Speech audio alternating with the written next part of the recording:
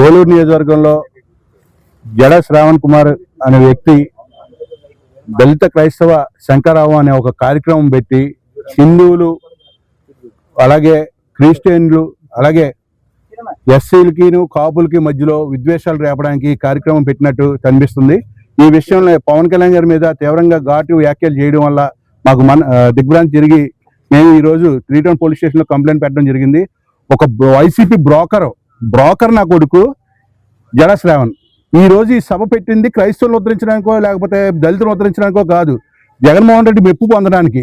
ఏంటంటే 6% పవన్ కళ్యాణ్ గారికి ఉందా, 10% దళిత మన శ్రావణ్ కుమార్కి ఓటు హక్కు ఉందా అంట. 10% వీరికి ఎక్కడ ఉండేది అర్థం అట్లా ఎప్పుడు పోటీ చేశాడు. ఆ 6% పవన్ కళ్యాణ్ గారికి ఉండేంటే ఈ రోజు రాష్ట్రంలో మొత్తం 60% మంది ప్రజలు కూటమి ప్రభుత్వానికి ఓటేసి ఈ రోజు పవన్ కళ్యాణ్ గారిని ఉప ముఖ్యమంత్రి గారిగా చేసి ప్రజలందరూ కూడా అసెంబ్లీలో పంపిస్తే 6% ఉన్న పవన్ కళ్యాణ్ 10% ఉన్న నాకు ఉప ముఖ్యమంత్రి పదవి వస్తుందని అనుకున్నాడు. తెచ్చుకోవయ్యా, జగన్మోహన్ రెడ్డి ఇస్తాడుగా, ఇచ్చినప్పుడు తెచ్చుకో.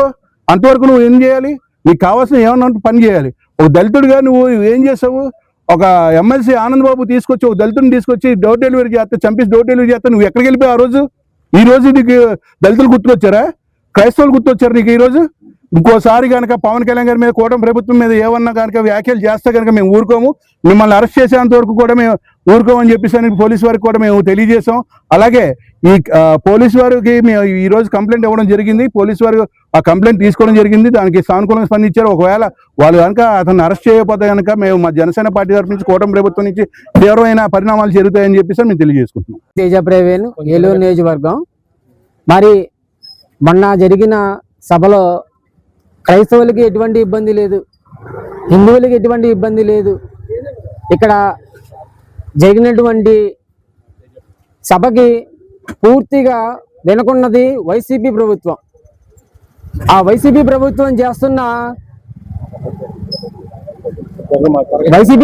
చేస్తున్న ఆలోచన విధానంలో ఇక్కడ క్రైస్తవులకు హిందువులకు మధ్య చిచ్చు పెట్టడానికి, మతాల మధ్య చిచ్చు పెట్టడానికి, కులాల మధ్య చిచ్చు పెట్టడానికి పూర్తిగా వెనక నుండి నడిపిస్తుంది వైసీపీ ప్రభుత్వం. ఈ జడ శ్రావణ్ కుమార్ అలాగే బచ్చలపూడి రావణ్ ఇద్దరు వ్యక్తులు కూడా ఏలూరు నియోజకవర్గంలో వచ్చి సభ పెట్టి ప్రజల్ని రెచ్చగొట్టే విధంగా, ప్రజల మధ్య చిచ్చు పెట్టే విధంగా ఆలోచన చేసి ప్రజల్ని రెచ్చగొట్టాడు. అలాగే ఈరోజు మీ ప్రభుత్వం పోయింది అంటే క్రైస్తవులే కారణం, హిందువులే కారణం. ఈ బాలకులం, మాదేవ కులం, రెల్లి కులస్తులు, ఎస్సీ రిజర్వేషన్లో ఉన్న ప్రతి ఒక్కరు కూడా మిమ్మల్ని ప్రభుత్వాన్ని దించారు. కేవలం ఒక మతమే మిమ్మల్ని గెలిపించలా. 2019లో మిమ్మల్ని గెలిపించిన ప్రతి కులస్తులు మిమ్మల్ని గెలిపించారు. కానీ ఈరోజు 11 సీట్లకే మీరు పరిమితం అయ్యారంటే ఇదే సామాజిక వర్గంలో మతాలు, కులాలు వీళ్ళందరూ కూడా మిమ్మల్ని దించారు ప్రభుత్వాన్ని. అలాగే ఈరోజు మీరు పవన్ కళ్యాణ్ గారిని అలాగే చంద్రబాబు నాయుడు గారిని మీరు దూషించారు కాబట్టి వెంటనే మేము 3 టౌన్ పోలీస్ స్టేషన్కి వచ్చాము, కంప్లైంట్ పెట్టాము. మీరు వాళ్ళని వెంటనే మీరు స్పందించి వాళ్ళపై కఠినమైన చర్యలు తీసుకోవాలని కోరుకుంటున్నారు. అందరికీ నమస్కారం అండి.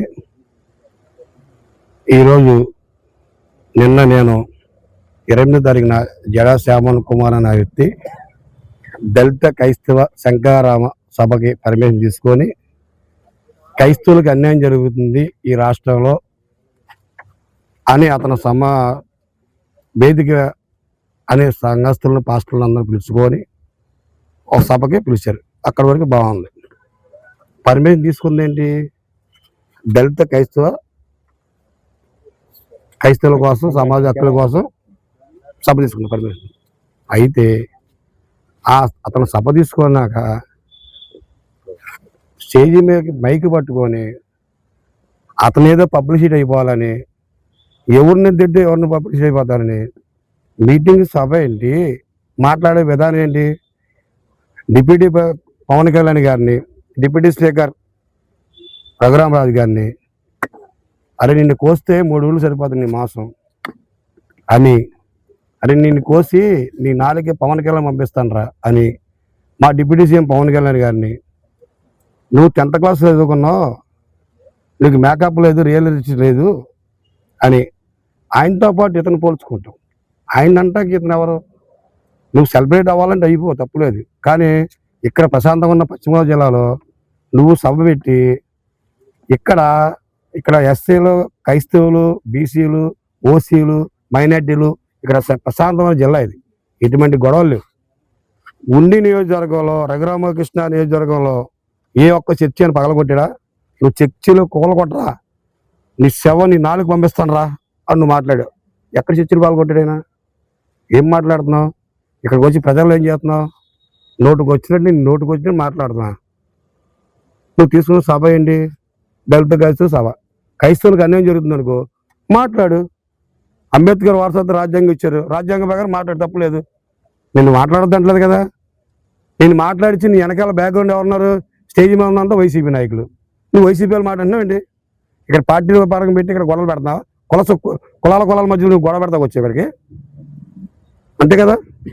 మాకు అనిపించి 310 పోలీసు వారికి అతని మీద చర్య చేసుకోవాల్సిందిగా డిస్టర్బెంట్ అవుతుందని కంప్లైంట్ పెట్టాం నిన్న. ఈరోజు మేము కంప్లైంట్ రిసిప్ట్ కాల్ తీసుకోవడానికి స్టేషన్కి వచ్చాము.